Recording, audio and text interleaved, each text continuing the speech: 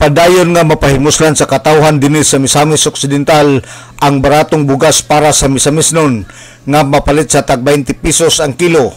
Dinhi sa dakbayan sa Osamis moanha lang sa Agora Terminal Lunes hangtod sa Biyernes. Ang matag pamilya makapalit og 25 ka kilo sulod sa usa ka bulan. Kagahapong adlaw Miyerkules makapalit ang matag pamilya og 10 ka kilo, hinuon pwede kada adlaw makapalit hangtod moabot og 25 ka kilo. O adunay usa ka gatos ka household matag adlaw nga makapahimulos sa programang baratong bugas para sa Misamisnon. Matud pa ni Gian Tadli, ang store manager, nga ang sistema sa ilang pag-release muanha lang sa Agora sayo sa buntag aron pagkuha og number, human makakuha og number magpaabot lang sa oras sa pag-release sa maong bugas. Nag-start last June 30, 2025.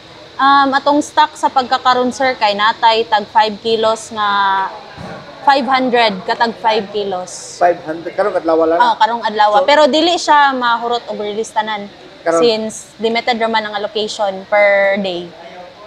Ang atong i-release karon is 100 katawo nga tag 10 kilos. So every morning sir mga 8 AM mag-release na mi og idea na. So ang mga tawo magpila na sila masayo sa 8 AM.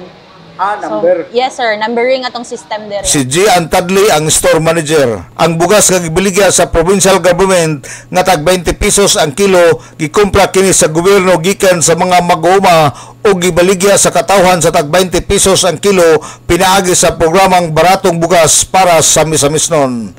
Alang sa DXDD Radio Campana, radio sa Simbahan, W45 Dodong Bargamento, Danag sa Dakbayan.